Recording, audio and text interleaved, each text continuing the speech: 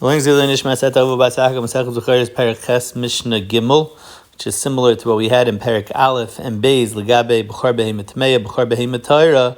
We have the same thing now in this Perek Inyan Pidyon Ben, both Mishna Gimel and Mishna Dalet. So the first case is Mishaloi Bikr Ishta V'Yolda Shtei Zcharim. He has twins. So one of them is a Mechuyev in Pidyon Ben and one's not. Noisin Chamish Shloim L'Koyin, whichever one is the oldest one, he's nifta with giving the 5 slum, whichever child it is. If one of the children dies, so now it could be it was the Bechor that died. So Av Pater, like Rashi explains, that the father could say that it was the Bechor that died.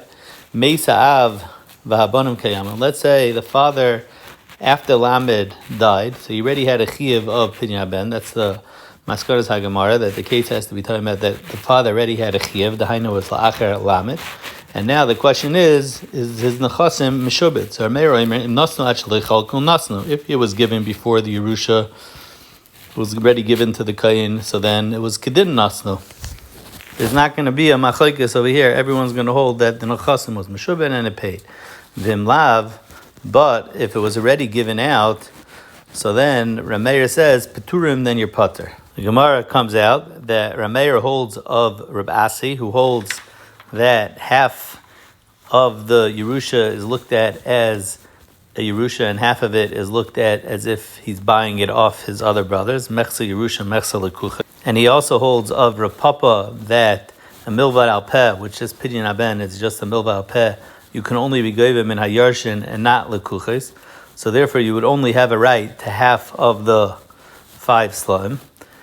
And everyone holds that chamesh v'loy chatzi chamesh. Kolzman, you don't have a right to the full 5 slum, you don't have a right to anything. The Rav explains it a little bit differently. Taisis Yantav said that maybe he had a different girsa in our Gemara. The Rav's going up the Rav, and he says maybe the Rav had a different girsa in our Gemara, but he learns basically that Rameir held that it's fully like a din of the kuchais, according to Rameir, and even Rav Papa holds that a milva al peh could be goyve in ayarshim, ve'ena goyve min halekuchais, you can't be goyve from lekuchais. Rabbi Yehuda says neschayvun nechasim, because Rabbi Yehuda held either not like Rav Papa, he held that a milva al peh you could be goyve min halekuchais, or he didn't hold a Rav Asi and he held that they're like yarshim. The Yerusha is looked at like yarshim and not like lekuchais, and therefore you could be goyve min hayarshim. The last case in a mission is that the twins weren't both males. It was a zachar and a keva. One was a male, one was a female. So then, ein kan l'koyin klum, he doesn't have to give anything to the koyin because he could say that the older twin was the girl. Mishnah Daled, shtei noshim shaloi bikru v'yoldu shtei zacharim. A person was married to 2 wives, and they each had a zachar. So noisin eses slam l'koyin. Each one is a petarechem, so you have to give 10 slam. Meis echam yem b'seich shleishim yoyim. If one of these 2 children died within 30 days, and if he gave it to one koyin, the koyin has to give him back 5 slam.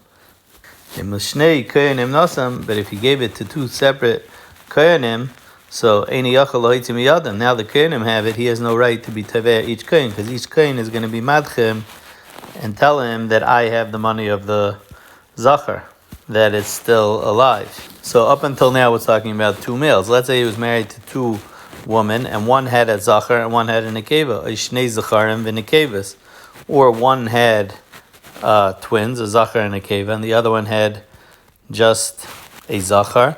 So noisin chamish slaim l'koyin. So all you have to give is 5 slaim to the koyin, because on the other one it's a suffix.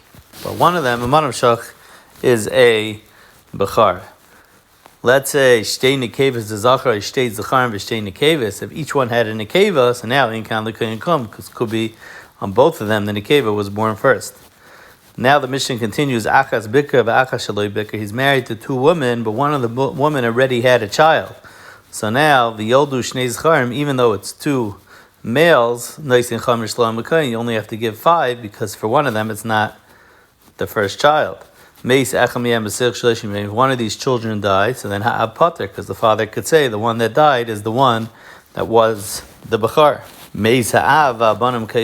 If the father died, so he already, and it was he already had a chiyuv of Lamed of Chamish Shloim, so then it's negay the machlekes from last Mishnah. Meir Omer Nosat Shalei Chilkul Nosnu, he gave him, and Lavi's Pturim, Rabbi Yehuda Omer Nischayv and Nischasim. Let's say Zachar and Nekeva, let's say the two women, which one of them already had a child, now one has a Zachar, one has a Nekeva, and we don't know which one.